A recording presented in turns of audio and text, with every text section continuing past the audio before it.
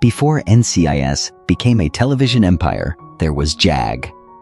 Beginning in 1995, the series mixed courtroom battles, military missions, romance, and questions of honor into a drama that lasted 10 seasons. At its heart were officers whose friendships often became as complicated as the cases they argued.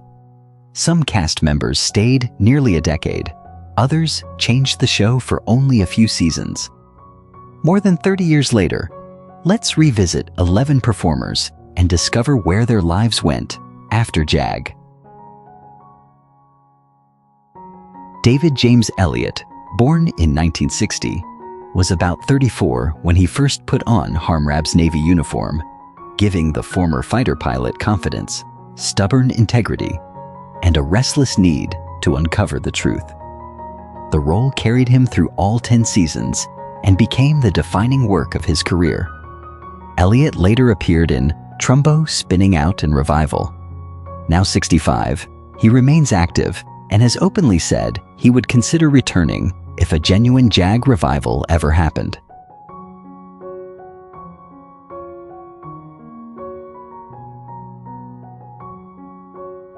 Patrick Labyorteaux, born in 1965, was around 30 when Bud Roberts entered the story as an eager young officer who gradually became one of JAG's most emotionally tested characters. Bud's growth from inexperienced ensign to respected lawyer gave Labyorteaux unusually rich material, especially after the character's devastating combat injury. He later reprised Bud on NCIS, wrote and produced television, and launched his own podcast. Now 61, Labyorteaux continues acting, with new film work still appearing on his schedule.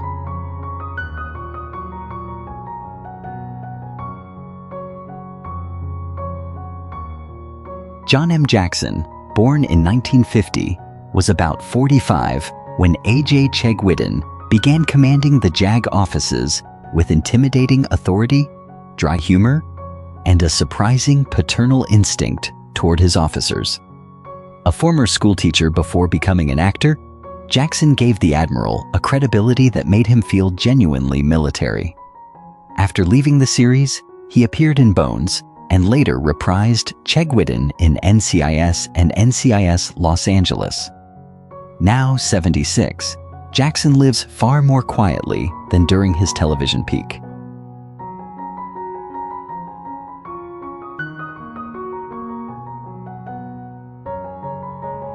Tracey Needham, born in 1967, was 28 when Meg Austin became Harm's original partner during JAG's first season.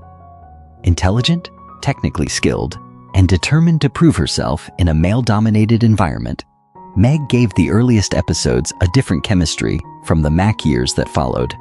Needham later appeared in The Division, CSI, Veronica Mars, and television movies before gradually leaving regular acting. Now 59, she has maintained an unusually private life, largely disappearing from Hollywood's public spotlight.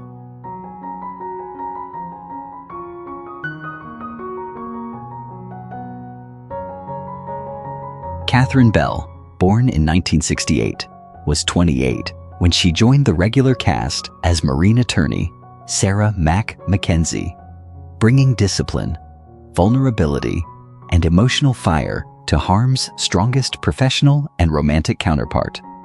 After JAG, Bell built another long television chapter with Army Wives and then became the face of Hallmark's Good Witch franchise. Now 57, just days from her 58th birthday, she remains active and reunited with several former JAG castmates in 2025.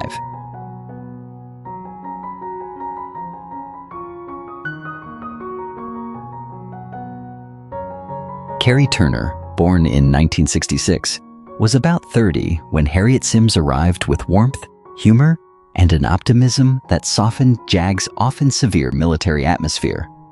Her romance and eventual marriage to Bud Roberts turned Harriet into the emotional center of one of the show's most enduring family stories.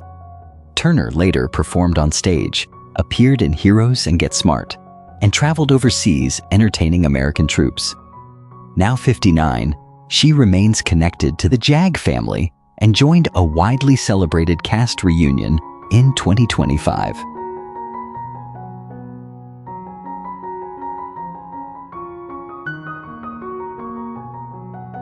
Stephen Culp, born in 1955, was about 41 when CIA operative Clayton Webb began drifting in and out of Harm and Mac's lives, never making it completely clear whether he was ally, manipulator, or both.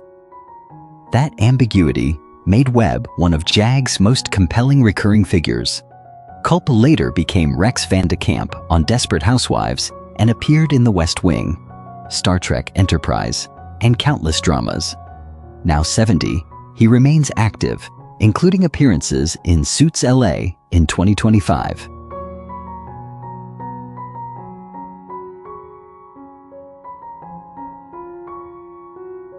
Trevor Goddard, born in 1962, was 35 when Australian naval officer Mick Brumby entered JAG with confidence, charm, and one dangerous advantage over Harm. Mac genuinely considered building a life with him. The love triangle gave several seasons their strongest romantic tension. Goddard had already become memorable as Kano in Mortal Kombat and later appeared in Pirates of the Caribbean. His story ended far too early when he died from an accidental drug overdose in 2003 at only 40.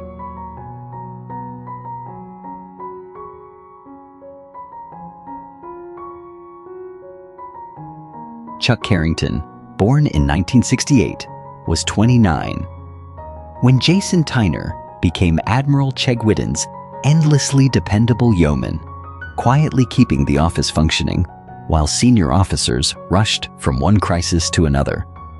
Tyner rarely commanded the courtroom, yet his professionalism and understated humor made him one of the show's most familiar supporting faces across more than 100 episodes. Carrington later wrote, produced, and starred in the independent film Cowboy Drifter. Now 58, he works far more selectively than during his JAG years.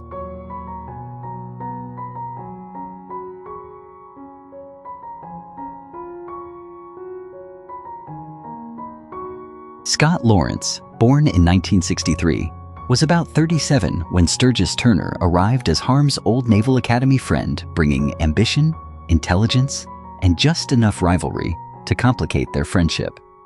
As the series progressed, Sturgis became increasingly important within the JAG command structure and eventually served as acting judge advocate general. Lawrence later appeared in Avatar, The Social Network, Unbelievable, and Paradise. Now 62, he remains active, with television work continuing into 2026, including The Lincoln Lawyer.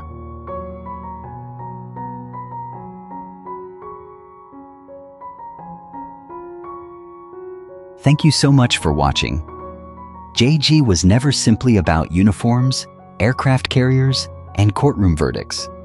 Its strongest stories were about loyalty, sacrifice, friendship, and the difficult choices people make when duty collides with the heart. Most of these performers continued down very different paths after the final salute, while Trevor Goddard sadly never lived to see the series conclude. Which JAG character stayed with you the longest? Share your memories below and subscribe for more classic television, then and now stories.